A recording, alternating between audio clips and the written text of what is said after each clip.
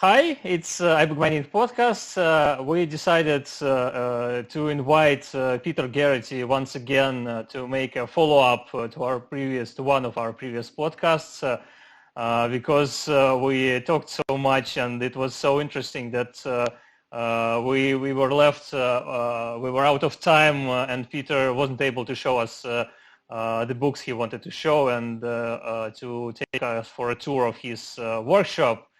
So here is Peter once again. Hi, Peter. Many thanks for agreeing to join us once again. Hi, guys. I'm glad to be back.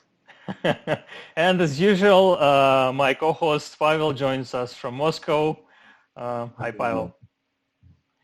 So let's just dive in and okay. Yeah, discuss some books. We'll do that. This is a book that we did this for the Folger Shakespeare Library in Washington. Yeah. It was to celebrate their 75th anniversary. They have this book, which is sort of pride of their collection. Is it a facsimile of sorts, or what's that? Or this is a facsimile. Frank Mowry restored the original copy and rebound them into, I think it was 10 non-adhesive bindings. When the Folger got it, it was in a kind of poor 19th century binding. The book, I think it's dated 1608. Mm-hmm. All of the pages were hand-painted. A man named Thomas Trevelyan produced the book. He produced another copy, which I believe it's the Getty Museum has that one. So both copies are in the United States? Both in the United... Well, actually, the Getty's is... I forget the name of it. It's at a library in the UK. Okay. But I think owned by the Getty. Okay. So it was reproduced really well done. And they did, I think, 2,000 copies. And out of the 2,000 that were bound in cloth, they took 50 copies. And they had us bind it in velvet. So there were a couple of issues with doing the book this way. Binding in velvet isn't a simple matter, as I found out. It's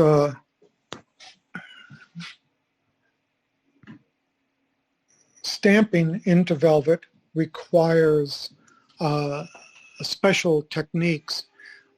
In the case of this one, you can't put a glare. Yeah, you can't put a liquid glare on. Yeah. Because it just mats it down. And even though this is all foil, it's not leaf. We couldn't get the foil to stick either. So we used a combination of powders made from gum tragacanth, gum arabic, and gum mastic in proportions, a third of each of those, mm-hmm. ground really fine. And then they were dusted onto the cover, and then the stamping was done after that. And I would have to stamp it quite a few times to get a solid image.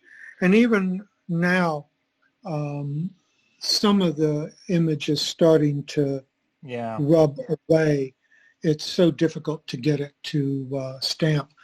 This is actually stamped on leather. We didn't even want to try to stamp something like that on the velvet. It just would not have worked. So you just made an inlay and then stamped it? That's right.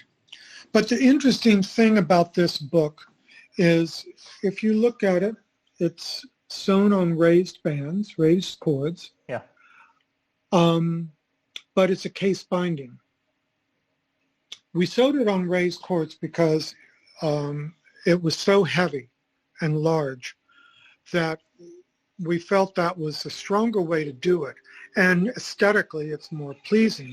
But the question was how to do the stamping and everything that you see, because, you know, the stamping is on either side of the bands. It's pretty accurately on either side.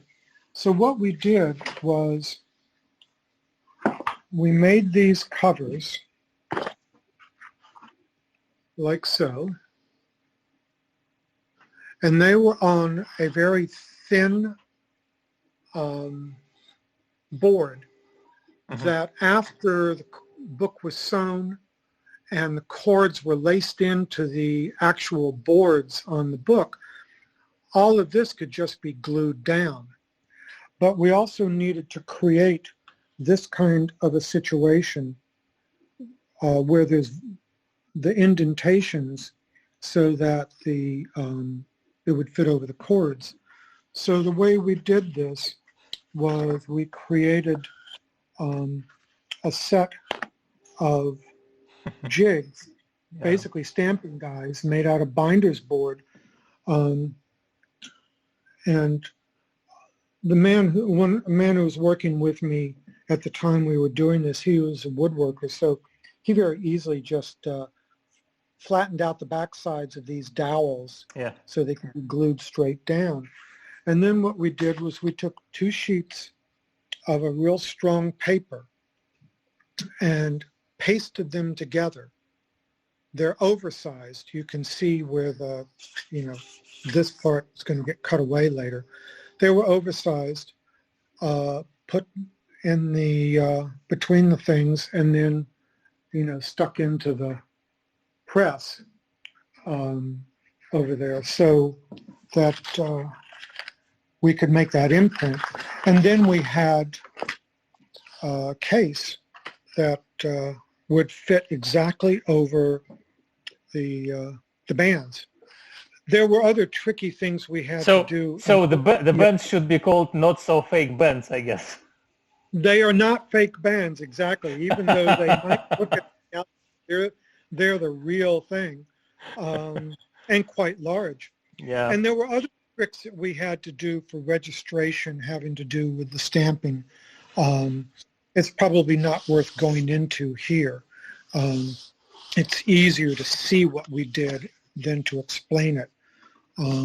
So anyway, we did 50 copies of that, and it turned out pretty well. I was wondering, how long would such a 50-book order this complicated take? Surely it's also not a one-man job. No, well, for the past 20 years, I've had 2 employees. The 2 that I had at the time this job was done are no longer with me, but I have 2 new employees. They're not in the shop. Fortunately, they have shops of their own in this building. This is a huge mill building with dozens and dozens of woodworkers and potters and painters, other binders, printers. We used to have a marbler and a paper maker as well at one time. So they have their own shops. So now with the pandemic, they come down here and pick up work and take it back to their shop and do it there. But no, it took us about 6 months to do this job. Seems to take us about 5 or 6 months to do most of these complicated jobs that we do.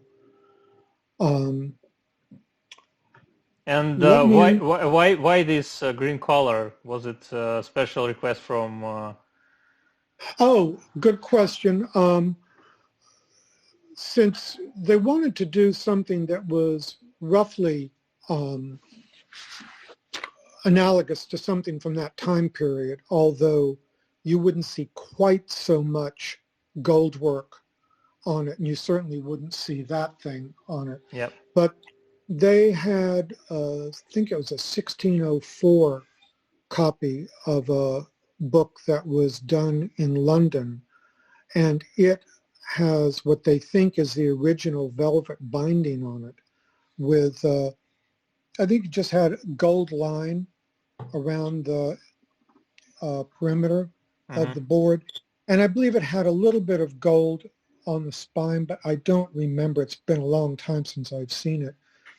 And they decided that they would like to, they needed a model for this, so they decided to use that. Since there's no way of knowing what this book would have looked like originally, they decided that we would just sort of emulate that 1604 binding, since it was only about 4 years older than the original manuscript for this one. So it was, and this one comes from England.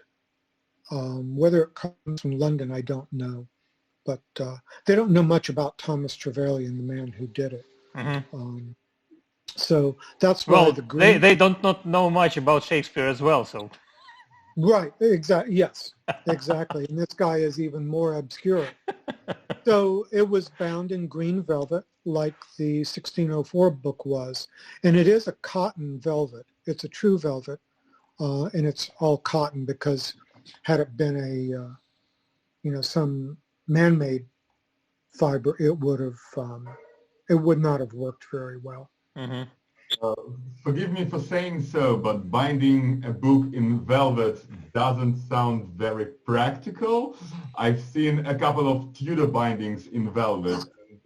They have been worn almost to the core. Pavel, you should have been around when I was talking to him about doing this job. That's my thoughts exactly. But, and these 50 copies were going to people who were supporters of the Folger. And I dare say these books are not going to be looked at very often. They come with another small book, or same format but thinner, with something slightly larger than postage stamp pictures of each page. So you can go through that. The book is as much meant as a book of study from that time period. So the other copies that were printed, but the other 1,950 copies that they had bound in regular cloth, those are probably in research libraries and things like that, because it's the content is what's important. They just wanted to dress up 50 copies nicely for the major supporters. So yeah, I would not have recommended doing it this way, but you know, we find that you know, sometimes with the client we can discuss the ramifications of their choices, tell them based on our own knowledge of what we think is a suitable idea, and then they can choose to go with it or not. Sometimes we will offer slight changes that might be approved, but you know, we go with what the client wants. It does look very luxurious. It does. That's true. It does. Let me move on to these books. These are just the mock-ups. These books are ones that are currently in process in the shop. They are 3-volume sets. Volume 1 of each set is going to have a mirror set into it, like you see here. Volumes 2 and 3 won't have the mirror. So, you know, we have to do contoured boards. In fact, let me grab one of these books and bring over.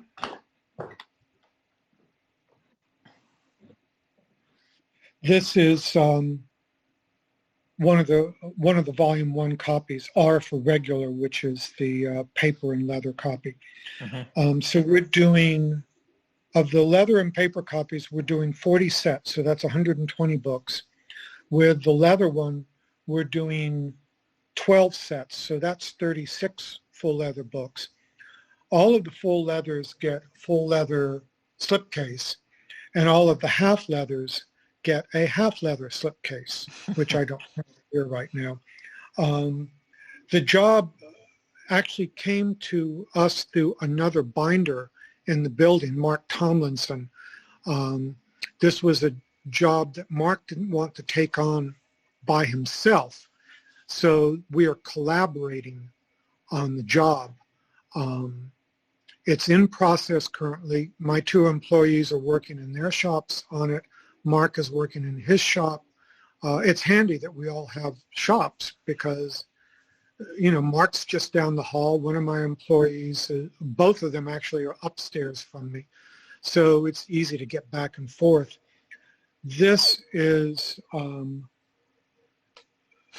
volume 3 right now. Has not been collated as of yet. There are multiple photographs that get tipped into the books. So the books. Is this Joan Miró? Yes. Yeah. This 3-volume set is a private individual's collection of artist books. So it's all pictures and written material on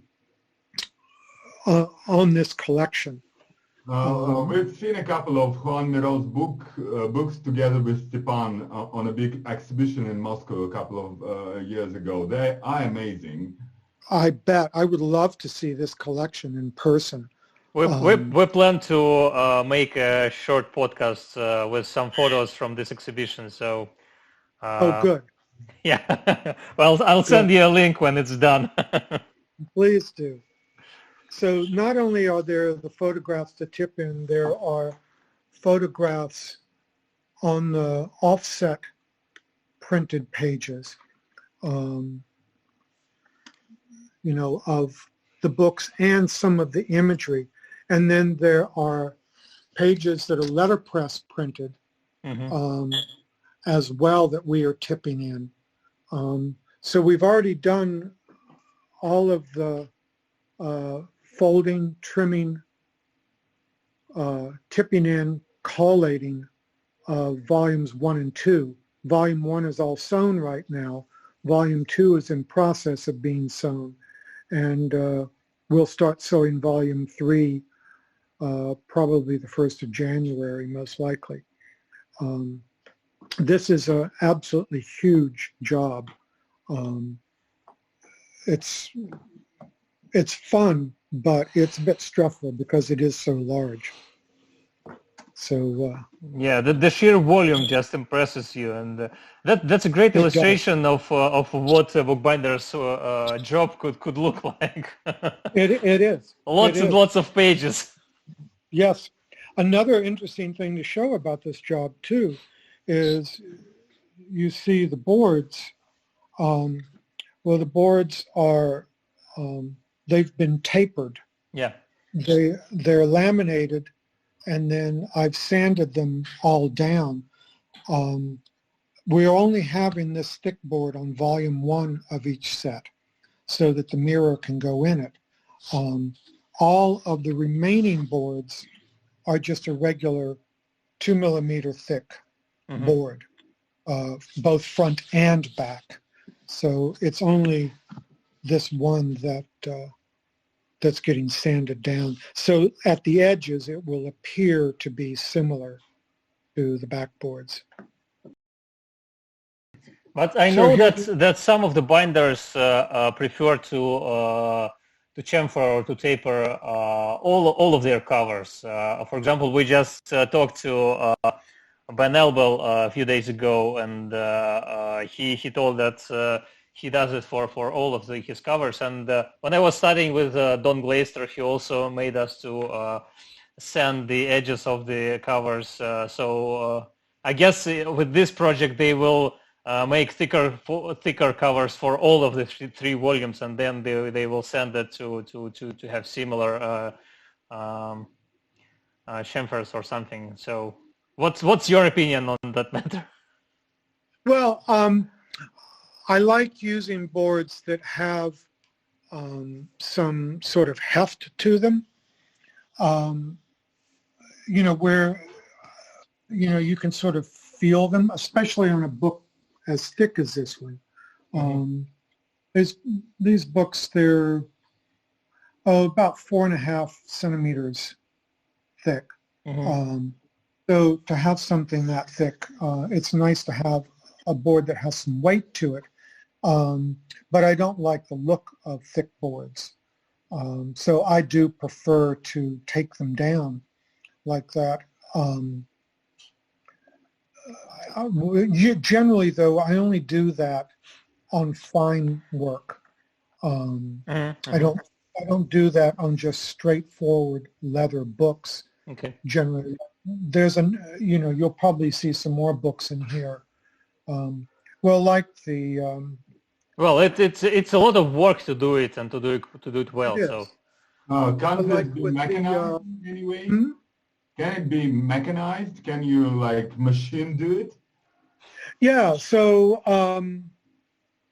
what I've done is that I bought a horizontal 4-inch wide belt sander, and I have that in my basement at home. And using that, it takes me probably about between 10, 12 minutes to shape the boards using the belt sander. Yeah. And then finishing it off with a hand sanding block, just to smooth things out. So it's taken me a while to figure out how to handle it on the belt sander, but the boards are coming up very nicely now. I still have more to do. But yeah, it can be mechanized like that, but you wouldn't set up like that for a single book. And when I've done it in the past, I've maybe used a handheld orbital sander, or I've just used a sanding block. Then if it's I don't know, 100 books, 100 times 10, it's a lot of time you have to spend just on sanding. So yes, I do, exactly. Well, fortunately, we're being paid what we feel is the right amount for this job. So, we're able to do things a bit nicer. Sometimes with jobs, you have to speed things up in order to make a living. With these, we're still trying to figure out ways to do them faster and more efficiently, but without cutting the quality of what you have. And that's some of the fun to figure out too, is how you can do these things like that. Here's another book that we did this one for 21st editions, and this is the box. The box opens like this. The panels are all held together by magnets. I wanted to ask you if there are magnets there. And it seems like the covers are quite heavy. They're not actually heavy. The magnet makes them feel heavy because it requires force to open it. But you can see that lip. There are magnets embedded in that lip. Okay. And then there's magnets embedded in here. I like to sort of reveal things through the process of getting to the book. So you see when you open it, you're seeing this kind of thing, and it's curious. You don't quite know what it is. And then you open the bottom one, and you're seeing other stuff. What could that be? And then you open the other one, and you reveal the whole book. Now the book is it's bound in black calf, black, it's the Pentland from Hewitt, the goat skin, and then black paper from Cave Papers. And then when you see these areas here, well, let me pull it out a bit. When you open it. Okay, that's fun. You know, but you've got there is some insert there, or it's cut through. It's cut through. Okay. There's and these are handmade. Can you turn your phone once again, because it turned to be vertical. Just try to turn it to vertical and then horizontal once again. Yeah, up. Yeah, perfect. Are we there? Good. Yeah. Yeah. So there's a woman that lives about an hour and a half from here who does a lot of laser cutting. Sarah Pike, she has a company called Freefall Laser. And so she cut the holes in the cover for me. Was also the one who cut the holes for the Misery books? That's right. Yes, right. Sorry, I forgot that. Yeah, she cut the holes in the Misery book. But when you're putting a job together like this, you need to think about a lot of things in advance. So, for instance, the boards are built up so that the paper here can lay in between the calf and the goat skin. So what we did was had a regular board, 2mm board, and a very thin board that Sarah cut out with the laser, was glued on top, same over here.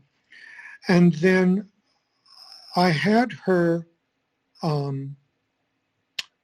make a plexiglass or lucite jig for me in the shape of the paper.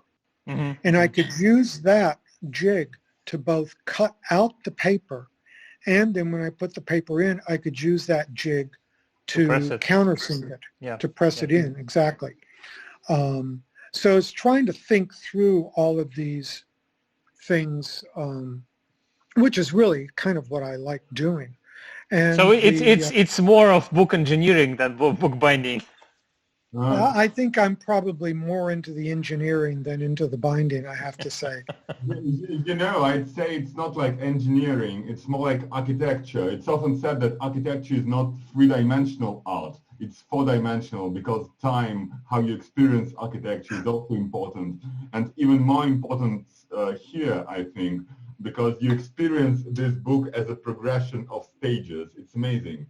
That's true. I like that. I like that idea. That makes a lot of sense. I like to make each book. This was an edition of, I can't remember now. It might have been 15 or so. I don't remember how many it was. But what I did was had a stamping die made, and then in the stamping, I just threw small bits of different colored foils down. So with each book, the stamping is a bit different.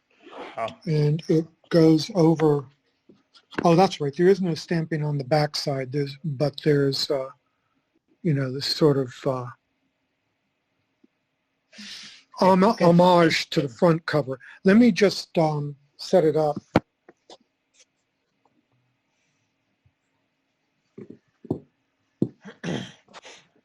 So you can see the whole thing like this.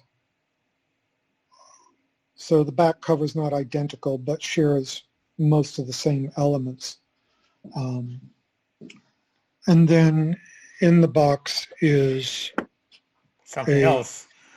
Yeah, there is a small box, and there are prints in these individual folders. So a suite of prints, And these are prints of Wynn Bullock, who is deceased. And this is one of the prints that he made many years ago that also goes with it. And then, as I say, it's just in the box. Then let me see if I can get this back in the box. And the texture of the cloth of the box is also. I just want to touch it. It looks so nice. I want to feel it. Yes, it is. Whoops, sorry. It is nice. Peter, I was wondering, making even a single copy like that surely takes a lot of time. Do you always make an extra one to leave for yourself, or do you only make it for the very best and projects you're proud of? No, what happens is that when we're doing editions, I try to talk the client into letting us have like an artist copy, because it's something I can use. Well, I can use it right here. This is exactly the kind of thing that I like having copies of the books for. Yeah. Is because then I can show people. I can show clients when they come into the studio. I can show students. It's a good thing to use on the video blog here. Yeah, exactly. It's just, actually, I'm going to have to put this down while I move things again. Unfortunately, a lot of the books we've done are very large and heavy, which I'm not a big fan of. I wanted to return to the previous book for a moment. When you were speaking about the size of the book, about the thickness, you told us that it's 4 or 5 centimeters thick. And I just wanted to, and it took me like a couple of seconds to register, because you're from the United States and we're used to using metric. But I know that in the United States, many bookbinders use imperial measurement system, inches and such, while making books. So I just wanted to ask you about your choice of measurement system here. Well, I've been using metric for 30, 40 years. When metric is so much easier to use. It's just a lot simpler. It's divisible by 10 instead of by 12. A millimeter is smaller than a 16th. Yeah. And a 16th is a practical thing, but a 32nd of an inch is not terribly practical to use in terms of bookbinding. Maybe it is with machining and stuff, but I prefer the metric because the millimeter, or in some cases a half millimeter when I need it, is a very useful form of measurement. I find it the most useful. When I'm doing woodworking projects at home, I find inches more useful because, they're bigger. But yeah. And when I talk with students at AAB, I'm only talking in metric when I'm teaching them, and I'm trying to get them to do metric because it's so much simpler to do. So yeah, that's why I use it. Am I right in assuming that that's precisely the sort of precision of execution that you need in bookbinding? So basically these boards have to be that and that many millimeters, and perhaps no more than 1/10 of a millimeter more, or what's the boundary for there? Yeah, it kind of depends on how. I'm just going to focus out there right now instead of holding it in the air. It depends on how critical you want to be. The guy who used to work for me, used to remind me that this wasn't a machine shop. Mm-hmm. And that, you know, everything we work with moves. All the cellulose-based materials, the leathers, the parchments, all of those things expand and contract. Yep. So trying to be absolutely precise is, it's a little bit of a fool's errand, but it sometimes gets me going too. You know, I don't mind playing the fool if I can get something really, really close to being accurate. But I think, you know, a 0.5 millimeter is as small as is practical in what we do. I mean, I have rulers that measure 1/4 millimeters, but I don't tend to use them that often at that, you know, at that distance. But also, I've heard that depending on the temperature and humidity, the covers can expand and vice versa. Right, right, exactly. And so, you know, you have to plan that in. Well, for instance, let me go back to this book one more time, and I want to get something. Bear with me. Mm-hmm.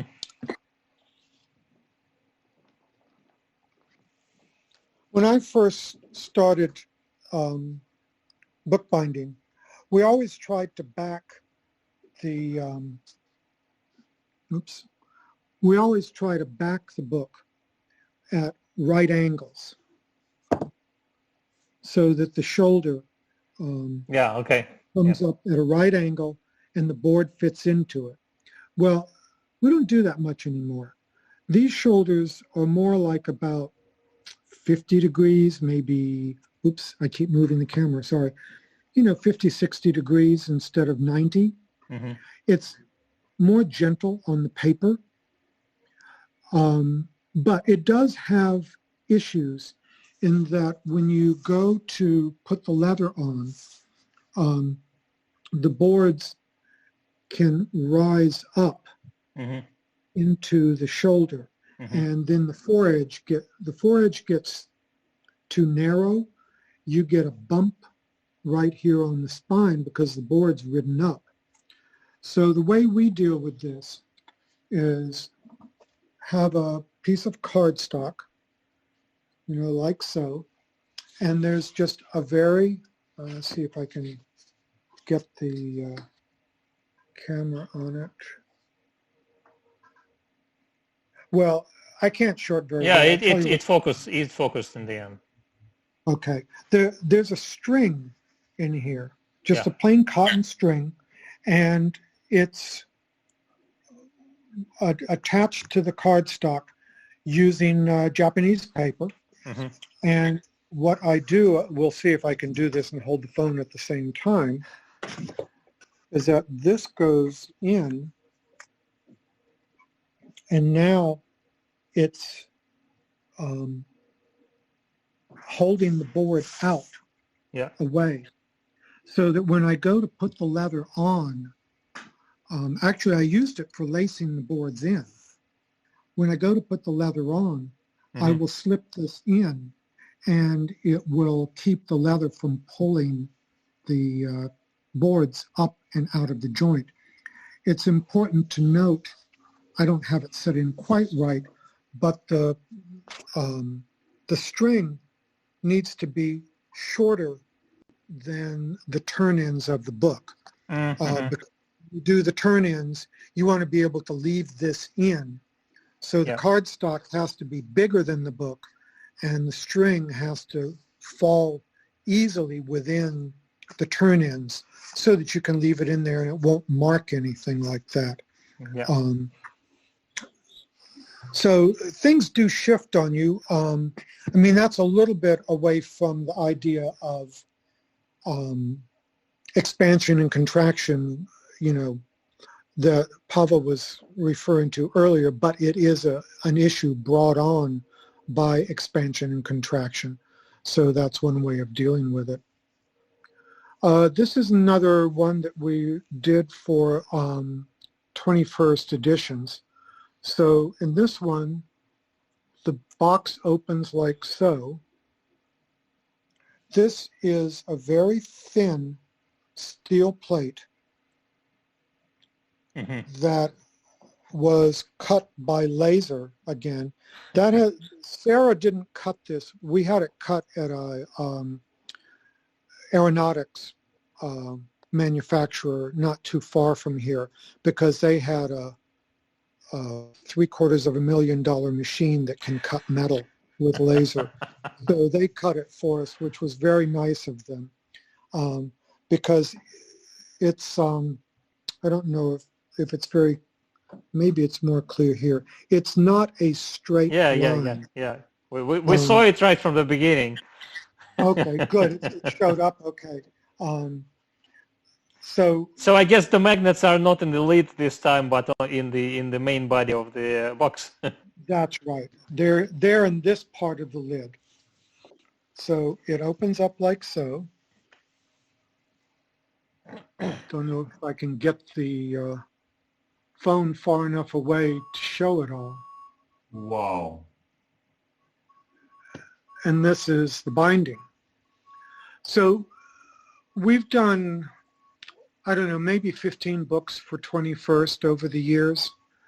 This one is probably, the one I showed you a minute ago in the purple box, and this one are probably the two that I'm most pleased with. I think they were very successful in the way they worked.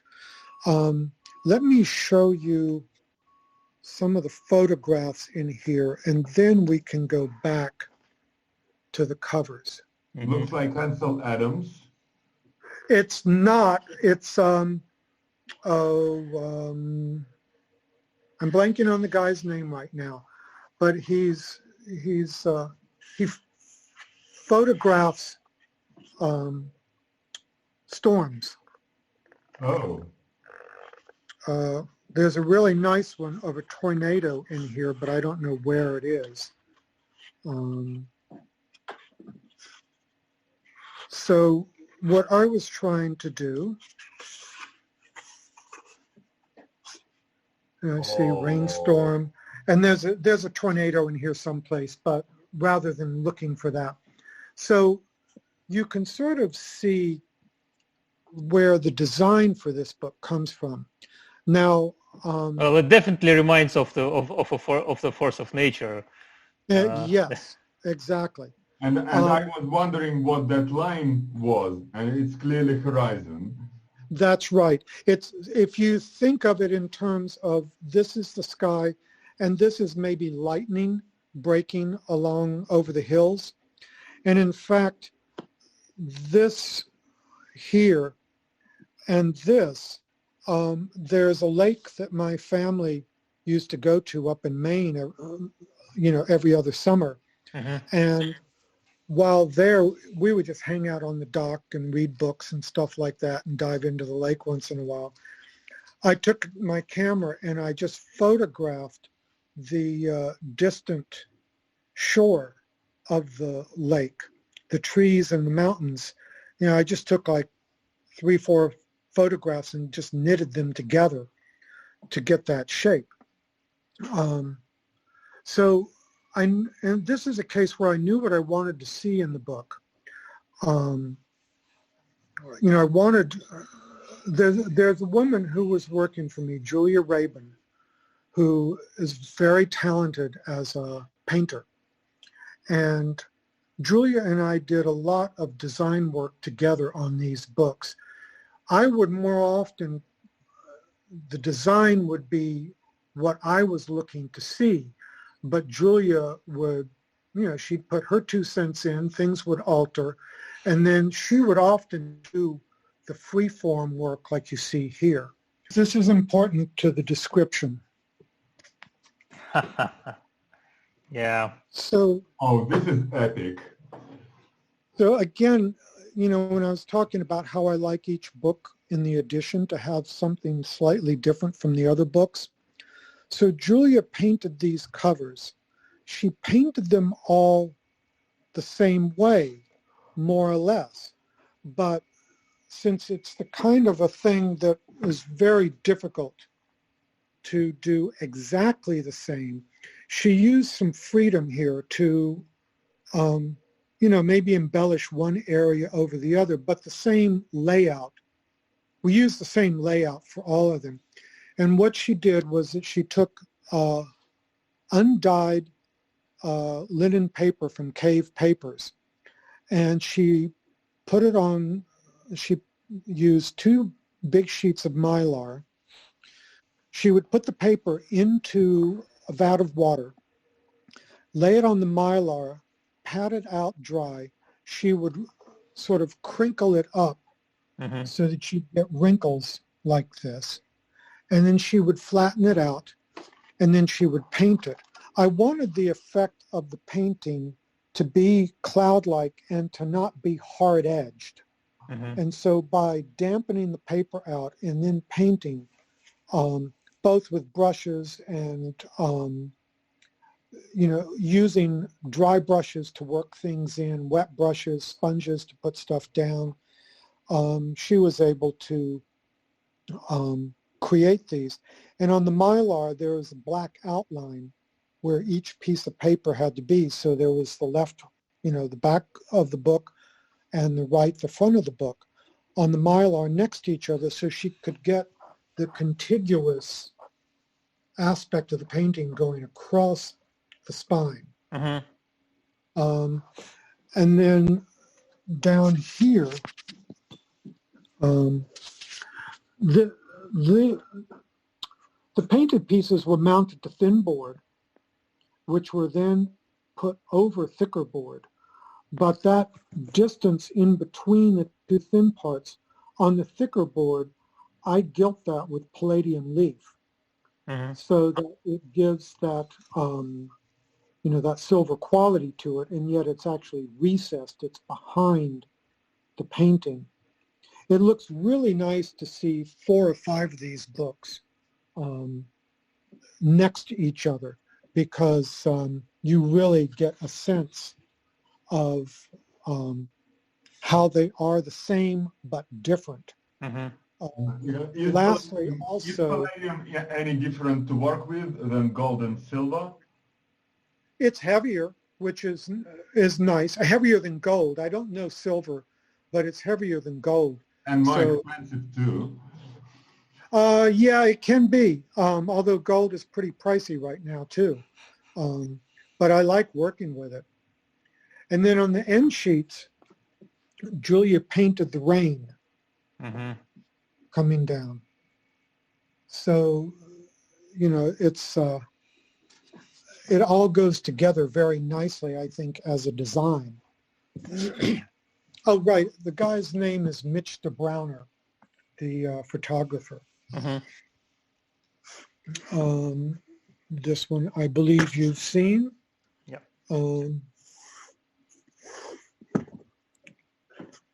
This is another one.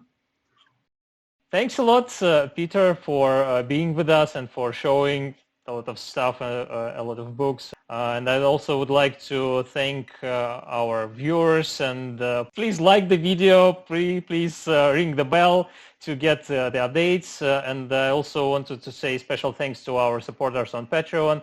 And I like to invite more of our viewers to join the crowd of our patrons, because we have a lot of plans for the next year. We plan to add French-speaking co-hosts to talk to different French-speaking bookish people, and we want to translate these videos into English as well. So this will take a bit more of our budget. So if you can support us and make some pledges, it will help us to bring this new project sooner to you all. Thank you very much. And see you next time. Bye. Bye. Bye.